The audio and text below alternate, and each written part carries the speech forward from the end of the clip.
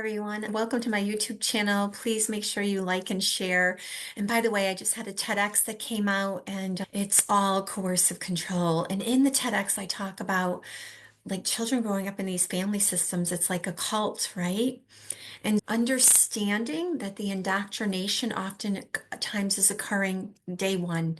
There is some diminishing of a protective parent. There is a desire to exert power and control over everyone in the family system.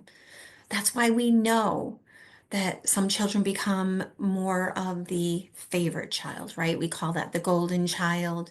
That's why some children may be lost or forgotten in some ways, and some children are scapegoated. But the primary scapegoat oftentimes is the adult victim. And when that adult victim attempts to escape, that scapegoating really intensifies. But here's the thing is that now that they're out of the relationship, the abuse still occurs outside of the relationship. We all know that. But now that they're out of it, what happens is the abuser has to pivot a little bit. And so they have to get their oxygen from another child. They have to get their needs fulfilled in some way from another child. And that child oftentimes becomes the golden child, the favorite child. Well, what happens when there's other children in the family system? What are their feelings? What are their experiences?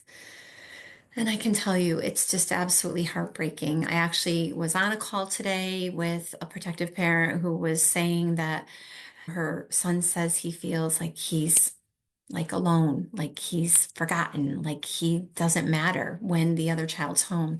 What's happened is this golden child, sadly, remember the golden child is not having the best life because they have figured out that the way to be loved is to do everything that the abuser wants them to do.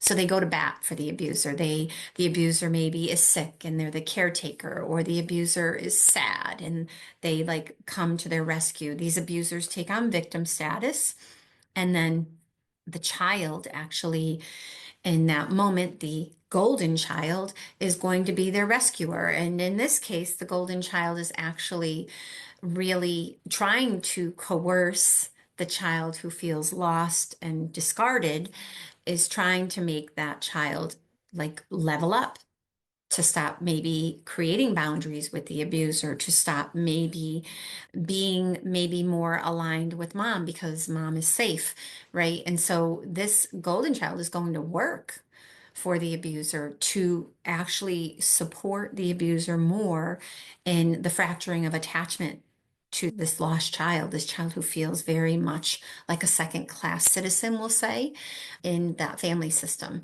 Whatever position a child has, it can always change, right? And as I said to this protective mom, as soon as this older child goes off to college, this child who is feeling discarded, feeling like this second class in the family system, is going to be elevated because the abuser is going to need another prey. As you guys know, I have a podcast called Perfect Prey, because the abuser is going to need to prey upon someone else to get their needs met. And knowing that if you have a child who's golden or scapegoated or the lost child, knowing that those roles can change very frequently in the family system. It really depends on the abuser, what the abuser needs, right? And how they get their needs met. And so, again, child goes off to college, who's the golden child, the abuser's got to replace that somehow or another, and they will replace that. Sending you all positive thoughts. This is the hardest work you can do. I'm going to talk a little bit more about this on my next YouTube, and I hope you're all doing well. Please remember to like and subscribe and watch my TEDx, please.